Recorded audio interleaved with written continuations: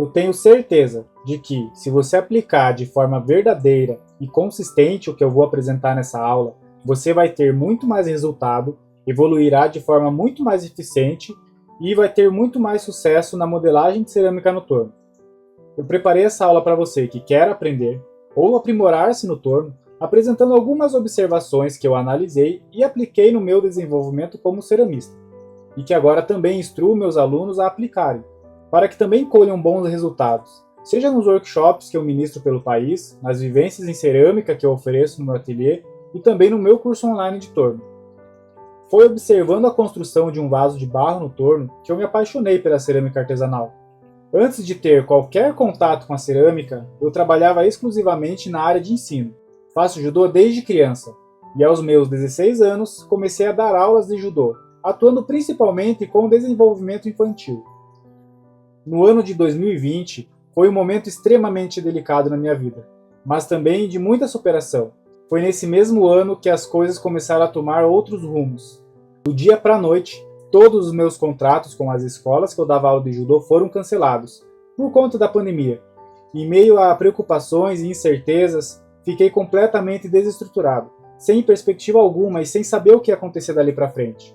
Em meio a esse contexto que se vivia no mundo, eu recebi uma notícia que me trouxe o chão novamente. Descobri que a minha esposa estava grávida e iríamos ser pais. Isso me trouxe uma série de reflexões e me fez buscar algo que estivesse ao meu alcance como uma forma de reestruturação. Pensei em fazer vasos pequenos de cimento. Parecia ser simples e rápido de fazer. No mesmo dia, eu já comecei a fazer as primeiras tentativas, só que o resultado foi bastante desanimador. Então, pesquisando no YouTube como fazer vasos de cimento, em meio a tantos vídeos que foram recomendados, acabei encontrando um de uma pessoa modelando um vaso de barro no torno. Eu não fazia ideia de como eram feitos os vasos de cerâmica. Eu não sabia nada desse universo. Mas naquele momento, observando a sincronia entre a natureza e o movimento, com um som de piano ao fundo, tive uma certeza muito grande. Era aquilo que eu ia fazer. A nossa situação financeira já estava bastante comprometida e era completamente inviável comprar qualquer material e muito menos um torno. Mas eu estava bastante determinado e decidido. Nos próximos dias eu comecei a procurar peças de ferro velho para tentar construir o meu próprio torno. Eu consegui, mas construir esse torno foi um baita de um desafio. Ele tinha suas limitações, mas era o suficiente para começar a dar os meus primeiros passos. Com o passar dos dias, fui adaptando esse torno e tentando ter uma evolução na modelagem da argila, mas era muito mais difícil do que eu imaginava. Eu pesquisava na internet vários estilos e técnicas diferentes, mas não conseguia ter nenhum progresso. Então, no meio daquela dificuldade em aprender a tornear, eu parei um pouco com a euforia de pesquisar qual era a técnica ideal ou procurar alguma solução externa e comecei a olhar mais para mim. Busquei um olhar que ia além da técnica. Comecei a analisar a minha própria prática como um todo, o ambiente, a postura, a respiração e até mesmo as minhas próprias emoções. E foi a partir da busca desse olhar que eu comecei a criar uma metodologia e estruturar os meus próprios fundamentos como ponto de partida. E foi assim que eu comecei a ter um progresso muito rápido. Em poucos meses eu já estava torneando peças de vários tipos de tamanho. E é justamente por conta de todo esse contexto que eu contei para vocês, é que eu tenho muita propriedade para falar dessas observações e análises que eu quero passar nessa aula. A primeira observação tem uma relação direta de como que você lida com os erros e com a frustração. A primeira coisa que você precisa aprender é entender que o erro faz parte de todo aprendizado, seja ele um erro pequeno ou um erro grande.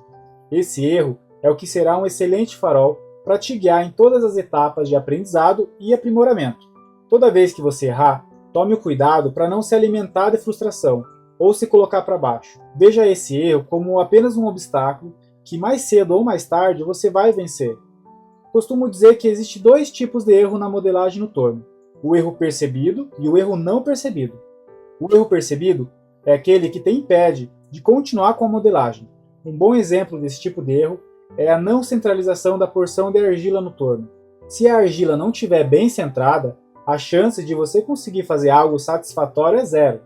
Já o erro não percebido é aquele erro que você consegue negligenciar e avançar para a próxima etapa, mas que não deixa de comprometer o resultado final. Por exemplo, se após você centralizar a argila, ali no momento que você vai furar e abrir, você não preparar e não trabalhar muito bem esse fundo, você até consegue subir um cilindro que aparentemente ele vai estar perfeito. Mas na hora de analisar essa peça, você percebe que ocorreu um grave erro no meio do caminho e comprometeu toda a modelagem. Então, não ignore os erros, por menores que eles possam ser. É neles que você deve focar para ter o progresso. É sempre um erro somado a outro erro que faz tudo ir por água abaixo. Agora, falando um pouco sobre o que eu chamo de perspectiva de observador. É através da observação que muito é aprendido na modelagem no torno. O torno, ao contrário do que se pensa, não é algo muito intuitivo. Primeiro observamos todos os movimentos de alguém modelando, ou seja, um instrutor ou algum ceramista experiente. Só depois dessa observação é que tomamos a iniciativa da ação dos nossos próprios movimentos.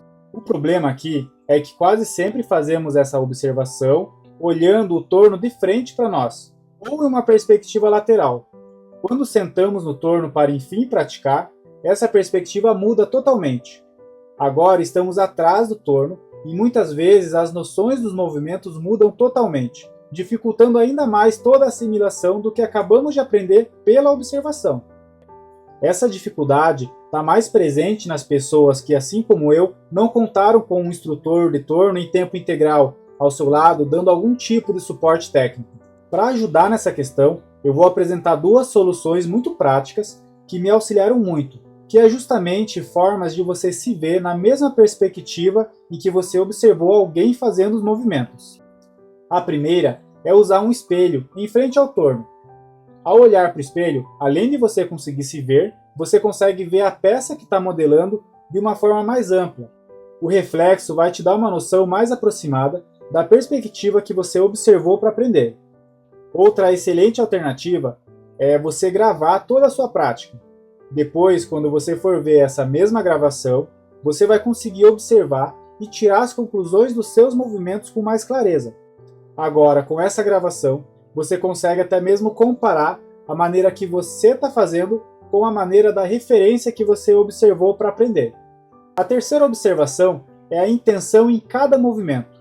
Como eu já expliquei para vocês, eu aprendi a tornear em um torno manual que eu construí com sucatas encontradas no ferro velho. Aprender sozinho e com todas as limitações que esse torno tinha foi um grande desafio, mas com ele eu tive lições que foram essenciais para o meu progresso. A principal foi justamente a colocar a intenção em cada movimento. Fazer movimentos desnecessários pode gerar um certo desgaste de tempo e de energia ao longo do processo, além de abrir uma grande possibilidade para o erro. Por esse motivo, é de extrema importância que você sempre tenha em mente qual é o próximo movimento a ser feito, para que tudo se construa da melhor forma possível, evitando movimentos desnecessários e aleatórios. Imagine uma linha do tempo da construção de cada peça. Nesse tempo, tem os movimentos a serem feitos passo a passo. Dentro de inúmeras técnicas que existem, você vai utilizar aquelas que sentiu mais facilidade. Procure saber quais são essas técnicas com clareza dentro dessa linha do tempo. Com esse repertório de movimentos dentro dessa linha do tempo da construção da peça que você criou, você vai perceber que evitará movimentos desnecessários e improvisados que muitas vezes atrapalham durante toda a prática. A quarta observação é sobre criar um treino otimizado. Não é segredo que para aprender algo com eficiência, um ótimo caminho é a repetição como treino. Na modelagem no torno não seria diferente. A repetição da prática vai trazer uma grande observação dos erros, sensibilidade nas mãos, confiança na execução dos movimentos, estabilidade e assim por diante. O problema de buscar esse treino de sequência de repetições no torno está justamente no intervalo entre as repetições. Por a argila não permitir voltar atrás em cada passo na modelagem, temos que esperar um ciclo completo até terminar uma peça e chegar na próxima para fazer repetição da técnica que se deseja treinar. E sabemos que principalmente no início esse tempo tende a ser mais demorado. Vamos buscar um exemplo onde um iniciante está com dificuldade em furar e abrir uma peça e ele está demorando cerca de 30 minutos para conseguir fazer um cilindro satisfatório. Em 2 horas de prática, ele vai treinar essa etapa de movimento apenas 4 vezes. E por ser uma sequência de repetições muito espaçada, essa pessoa não vai ter o mesmo aproveitamento nas repetições. Uma maneira que eu desenvolvi para buscar mais eficiência nas repetições como treinamento é fracionar as etapas em várias porções de argila. Por exemplo, você separa 5 porções do mesmo peso, leva a primeira para o torno, centraliza ela e já em seguida retira essa porção centralizada do torno. Obviamente com o auxílio de um suporte, como o disco DMDF ou outro suporte que você utilize. Então você passa para a segunda, centraliza ela e vai fazendo assim por diante. Depois de centralizar todas, você retorna uma a uma para o torno, sempre fazendo essa dinâmica de tirar do torno e treinando os movimentos em série. Mas atenção para essas porções retiradas do torno, para quando você retornar elas novamente, elas não tenham perdido o ponto de umidade que elas estavam. Quinta observação: não perder o controle. Esse sentimento de estar sempre no controle da situação vai ajudar muito na concentração, calma e paciência. Permanecer no controle nem sempre é tarefa fácil. É normal que as coisas não dão certo no meio do processo, e as coisas não saírem como esperado fazem parte. O que podemos fazer é eliminar fatores que podem ou que estão desestabilizando o seu emocional durante a prática. Vou dar alguns exemplos que eu percebo que acontece com frequência, principalmente com quem está iniciando. O primeiro é a falta de adaptação com a velocidade do torno. O torno muito devagar faz com que não flua e a argila nunca toma a forma esperada.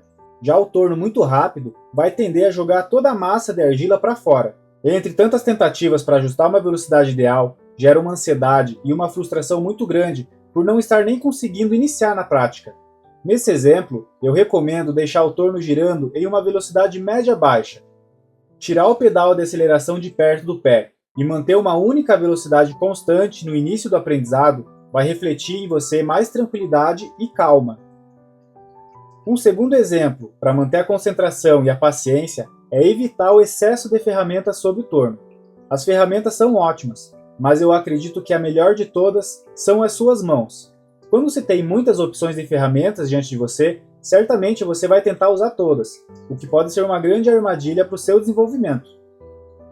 Uma última observação que às vezes passa despercebido, mas que eu percebo que faz muita diferença, é você manter o máximo uma certa organização ali sobre o torno. Se policiar em como você lida com os excessos de barbotinas que vão saindo na hora da modelagem. Quando contemos nossa bagunça, temos mais clareza do que está acontecendo. Agora, experimente colocar em prática cada uma dessas observações e já comece a sentir um real avanço na sua prática no torno. Você cada vez mais vai ser capaz de criar e dar forma a qualquer tipo de peça em cerâmica, assim como aconteceu comigo e vem acontecendo com os meus alunos. E antes de finalizar, eu ainda tenho um convite para você. Se você quer se aprofundar ainda mais no meu método e descobrir todas as técnicas que eu utilizo para criar as minhas peças no torno, tendo um acompanhamento em todo o processo, participe do meu curso online de torno de cerâmica. É um curso 100% online e com acesso imediato. E para você que acompanhou essa aula até aqui, vou fazer uma oferta especial. Fazendo sua inscrição agora, você vai automaticamente ganhar um desconto de 20% do valor do curso. E mais, você vai ganhar um ano adicional de acesso. Ou seja, você vai ter 2 anos para acompanhar todo o conteúdo disponível, com direito a todas e quaisquer atualizações dentro da plataforma, direito à certificação de conclusão de curso, materiais em PDFs e todo o meu suporte para conquistar a sua autonomia no torno. Clique no botão abaixo desse vídeo e faça sua inscrição. Assim que você entrar, você vai ter acesso ao primeiro módulo, onde eu vou explicar toda a metodologia para que você pratique de maneira assertiva e de como tirar todas as dúvidas quando necessário. Muito obrigado por ter me acompanhado até aqui e eu espero seguir contribuindo na sua jornada com a cerâmica artesanal. Até a próxima!